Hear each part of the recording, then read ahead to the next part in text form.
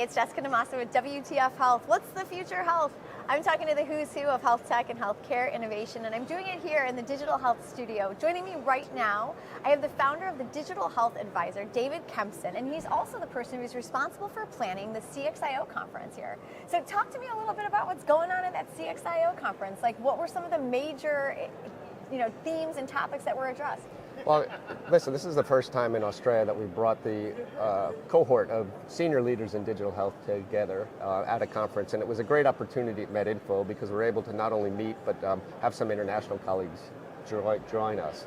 And as digital health is expanding in Australia, we've got a really deep need to develop a stream of new leaders to meet the demand. So the conference was really about bringing people together in a way that they can collaborate with their peers, and we could do some professional development and some coaching.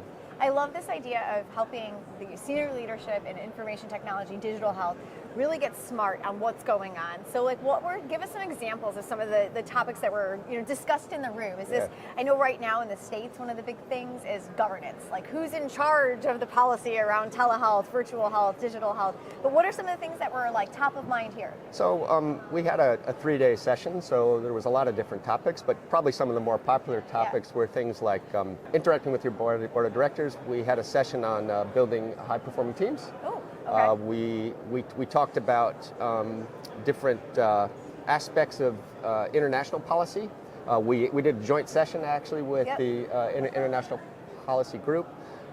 We spent a lot of time also in a collaborative mode talking about how do we want to shape the program, because it's brand new. We anticipate having a couple conferences a year. We anticipate doing collaborative efforts. We anticipate engaging with vendors in a non-sales way, but in a way that we can innovate, even doing things like joint innovation sessions. So we spent a lot of time getting feedback from the cohort around what things would resonate, and really looking at how can a group of senior executives come together along with their direct reports, who are the next set of senior leaders, to collaboratively solve solutions and grow together.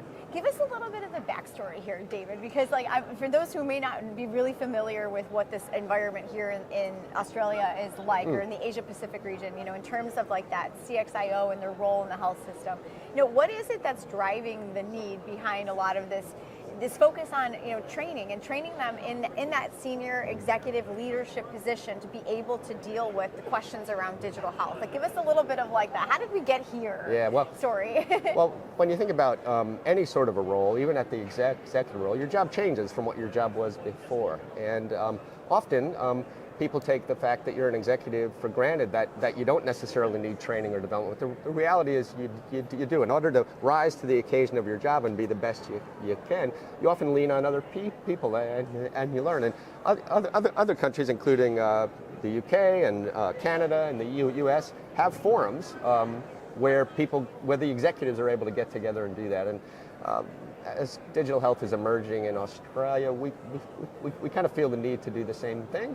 And the perfect organization to do that under is AIDH. So awesome. That's how the concept was born. And like I said, this is the first year we've really done that in a meaningful way. I know one of the priorities for AIDH here is workforce development, and I love what you said about taking that senior level leader and their direct reports. Yep. Let's unpack that even further. Sure. So what's the idea there, and where do you see that headed moving forward? Well, what I see is every year there's more and more demand for digital health. More and more organizations are taking on transformative projects, largely in government now, and the private sector of health is a little bit behind, but coming there as well. And what that's creating is an unprecedented demand for senior leaders to drive those projects. Yeah. And in order to keep up with the demand, we have a couple of choices. One is we can grow our own leaders, and the other choice is we can import leaders. And I know when I first came to Australia in 2014, the CEO of the hospital that brought me over wanted somebody who had some experience. And it was my opportunity to come to Australia. But in an ideal world, we would grow our own leaders and we'd groom people along the way. So the concept of bringing senior leaders together so that they can collaborate, but also bringing in the direct reports, helps us create a pipeline to meet that demand. And hopefully at the same time, lifts the competencies and the performance of the entire cohort of executives up to a new level. What do you think is next for the executives that are in this digital health space? I mean, it's kind of emerging, right? So here in Australia, and so like, what are the competencies that like are really, I guess being focused on right now to drill in? I mean, are you guys looking at like, getting these senior level executives really smart on AI? Like, what are the things that are top of mind in terms of like, yes, this is something we absolutely must know how to do, how to talk about technology, how to get buy-in, like what? Well, I think all of the above, but I think the real focus is around how do you as an executive bring an agenda to the table where you've got a seat at the executive table to influence different models of healthcare that can be enabled by technology. We bring a different set of expertise than most of the other executives. But the interesting thing is, in order to be effective, you have to be an executive first. Yeah.